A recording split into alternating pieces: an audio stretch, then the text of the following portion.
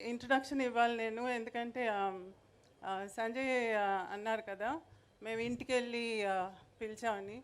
Before that, దానికి ముందే నేను ఫోన్ చేసి సురేఖకి ఫోన్ చేసి ఇలా అనుకుంటున్నాము, బుక్ ఉంది, అది చిరంజీవి అనే గారే దాన్ని రిలీజ్ చేయాలి అని అంటే, అసలు ఇంకో థాట్ లేదు, ఆయన అడగలేదు, ఏమీ లేదు. అయ్యో అవునమ్మా తప్పకుండా చేస్తారు, అంతా ఆయనే చూసుకుంటారని గబగబా చెప్పేసింది. అంటే అది కాదు, ఆయన్ని అడిగేసి అంటే నేను చూసుకుంటానులే అన్నీ అని చెప్పి పెట్టేశారనమాట. This is how it went. నేను ఇంటికి వెళ్ళి ఫార్మల్గా పిలవటం అదంతా తర్వాత. అప్పుడు నేను చూడలేదు. అంటే అవార్డు వచ్చిన తర్వాత, పద్మవిభూషణ్ వచ్చిన తర్వాత నేను చూడనే లేదు. నేను చూడాలి, నేరుగా వెళ్ళి ఇన్వైట్ చేయాలని చెప్పి మా ఆయన నేను ఇంటికి వెళ్ళి వాళ్ళని కలిసి ఇల్లంతా తిప్పి చూపించారనమాట. అంటే నాకు రెనోవేట్ చేసిన తర్వాత నేను చూడలేదు ఇల్లు.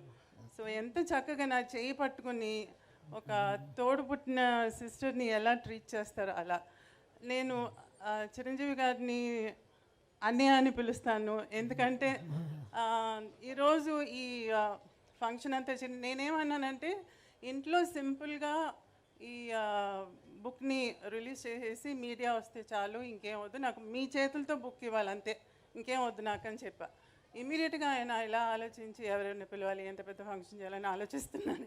నేను అలా కాదు, చిన్నదిగా చేద్దాం అంటే అలాగే చేద్దాంలే అని చెప్పేసి ఈరోజు ఇట్స్ కమ్ టు దిస్.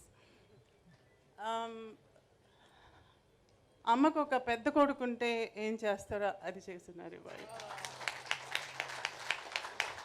నేను ఎప్పుడు అనుకుంటాను తమ్ముడిని, నువ్వు ముందు పుట్టుండకూడదా అని చెప్పి. బికాజ్ మేమిద్దరు కొంచెం ఇన్నసెంట్గా ఉండిపోయాం. We did know how to handle things. అన్నీ చాలా యంగ్ ఏజ్లో జరిగిపోయినాయి. బట్ ఈరోజు ఒక పెద్ద కొడుకుగా ఉండి అమ్మకి ఇలా చేస్తున్నారంటే I don't know what to సే.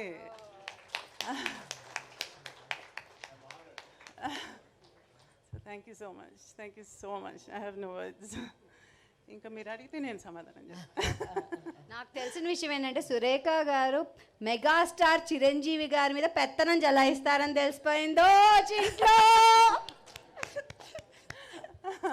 అది ఆయనకి సావిత్రమ్మ గారి మీద ఉన్న ప్రేమ నాకు తెలుసు కాబట్టి వెంటనే ఎలాగన్నా ఒప్పుకుంటారని చెప్పేసాను. నాకు అన్ని విషయాలు కాదు, నాకు ఇలా మాట్లాడడం, స్టేజ్ మీద నుంచోవడం, కూర్చోవడం ఇవన్నీ కూడా చాలా కొత్త, ఇప్పుడు చేయలేదు. కానీ చాము నీ కోసం అయితే ఓకే కూర్చుంటాను, మాట్లాడతాను. అమ్మ కోసం మీరిద్దరూ ఏమైనా చేసేటట్టుకున్నారు. ముందు మీరిద్దరూ కలిసి స్టేజ్ మీద ఇలా ఫంక్షన్స్కి రావటం కూడా చాలా తక్కువ అని విన్నాను నేను. అటువంటిది ఈరోజు మన ఇద్దరం కూర్చొని మాట్లాడేటట్టుగా కూడా చేస్తున్నారంటే దట్ ఎక్స్ప్లెయిన్స్ ఎవ్రీథింగ్.